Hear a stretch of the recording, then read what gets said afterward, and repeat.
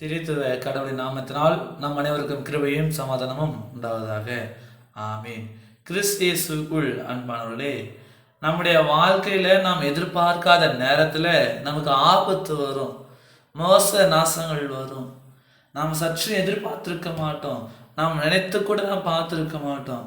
ஆனால் நாம் நினைக்காத நாளிகையில், நாம் நினைக்காத நேரத்தில், நாம் எதிர்பார்க்காத இடத்துல நமக்கு என்ன ஆகும்? அதிகமான ஆபத்துகள் வரும். ஒரு வாலிபன் என்ன செய்தான்? தன்னுடைய தோட்டத்துக்கு சென்று வயல்வெளியில் தண்ணீர் பாய்ச்சுவதற்காக சென்றான். அவன் போய் தண்ணீர் பாய்ச்சுவதற்காக அந்த தண்ணீர் மோட்டாரை ஆன் செய்கிற பொழுது அந்த மோட்டார் இயங்கவில்லை. ஒரு 3-4 முறை அந்த மோட்டாரை தொடர்ந்து ஆன் செய்வதும் ஆஃப் செய்வதுமாக இருந்தான். ஆனால் அந்த மோட்டார் இயங்கவில்லை.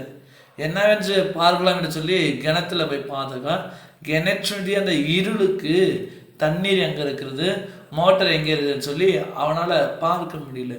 உடனே அவன் என்ன, அந்த வாலிபனை செய்கிறான், அந்த கிணற்றுக்குள்ளாக படியின் வழியாக பொறுமையோடு இறங்குகிறான்.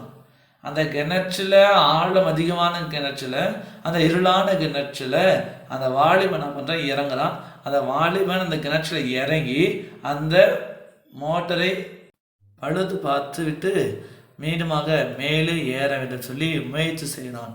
அப்படியாக அந்த மோட்டாரை பழுது பார்த்த பிற்பாடு அவன் மேலே ஏறுகிற பொழுது அந்த படியின் பக்கவாட்டில் ஒரு விஷப்பூச்சி இருந்ததாம். ரொம்பவும் பயங்கரமான அந்த விஷப்பூச்சி. அந்த விஷப்பூச்சியை பார்த்த உடனே அவன் பயந்து போய் விடுகிறான். இந்த பூச்சி நம்மை தீண்டினால், நம்மை கடித்தால் என்னவாக போகிறதோ, எப்படி இருக்க போகிறதோ, அதிகமான வலி இருக்குமே என்று சொல்லி அவன் உள்ளுக்குள்ளாகவே அதிகமாக பயந்து போய் விடுகிறான். ஆனாலும் கூட அந்த பயமான சூழ்நிலையில் அந்த வாலிபன் என்ன செய்கிறான்? இயேசு ஆண்டவரை நோக்கி பார்க்கிறான். இயேசு ஆண்டவரத்தில் ஜெபிக்கிறான். ஏனென்று பார்க்கும் பொழுது நம்முடைய ஆபத்துகள், இக்கட்டான சூழ்நிலைகளில் நாம் இயேசு ஆண்டவரை நோக்கி பார்க்கிற பொழுது, அந்த இயேசு ஆண்டவரத்தில் நாம் ஜெபிக்கிற பொழுது இயேசு ஆண்டவர் நமக்கு பாதுகாப்பை தருகிறார். இயேசு ஆண்டவர் நமக்கு அரணான கோட்டையாக இருக்கிறார். எனக்கு அன்பானவர்களே, இன்றைக்கு நம்முடைய வாழ்க்கையில் கூட சரி, நாம் இப்படிப்பட்ட ஒரு சூழ்நிலையில தான் நாம் இருக்கிறோம்.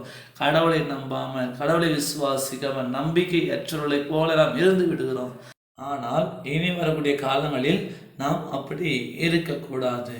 எப்பேற்பட்ட ஆபத்து, மோச, நாசம், பிரச்சனை வந்தாலும் கூட கிறிஸ்துவுக்குள்ளாக நம் நம்பிக்கையில் நாம் நிலைத்திருக்கிற பொழுது இயேசு ஆண்டவர் நம்மை விடுவிக்க வல்லவராயிருக்கிறார்.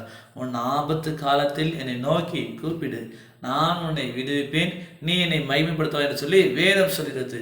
இயேசு ஆண்டவர் வாக்கு கொடுத்திருக்கிறார். அந்த வாக்குத்தை பெற்றுக்கொண்ட நாம, அவருடைய பிள்ளைகளாகிய நாம் என்ன செய்ய வேண்டும்? அந்த திடமான நம்பிக்கையில் நாம் இருக்க வேண்டும்.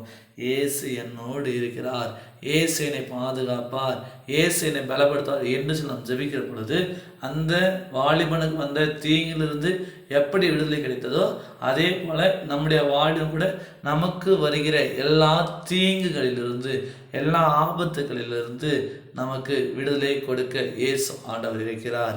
அதுதான் வேதம் இப்படியாக சொல்கிறது. சங்கீதங்களின் புஸ்தகம் 46வது சங்கீதம் 1வது வசனம் இப்படியாக சொல்கிறது. கடவுள் நமக்கு அடைக்கலமும் பலமுமானவர், ஆபத்து காலத்தில் அவரே உத்தம துணை என்பதுவே.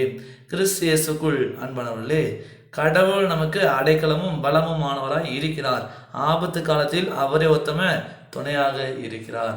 அந்த ஆண்டவரை நோக்கி பார்ப்போம். எப்பேற்பட்ட ஆபத்துகள் இருந்தாலும் கூட இயேசுவை விடுவிக்க வல்லவராய் இருக்கிறான்னு சொல்லி அந்த நம்பிக்கையில் நாம் நிலைத்திருக்க வேண்டும். அந்த நம்பிக்கையில், அந்த விசுவாசம் நாம் நிலைத்திருக்கிற பொழுது கடவுள் நம்மை ஆஸ்வதிப்பார், கடவுள் நம்மை பாதுகாப்பார், கடவுள் நமக்கு அரணான கோட்டையாக இருப்பார், கடவுள் நம்மை வழிநடத்துவார். அப்படியாக நாம் தொடர்ந்து இயேசுவை பற்றி நம்பிக்கை திடமாக நிலைத்திருந்து அவரின் வழியாக எல்லா ஆசீர்வாதங்களை பெற்றுக்கொள்வதற்கு தூய ஆவியானவர் தாமே நம் அனைவரையும் பலப்படுத்தி வளர்த்தி காப்பாராக. ஆமீன். அனைவருக்கும் சோசலம். கர்த்தர் தாமே உங்களை ஆசீர்வதித்து காப்பாராக. ஆமீன்.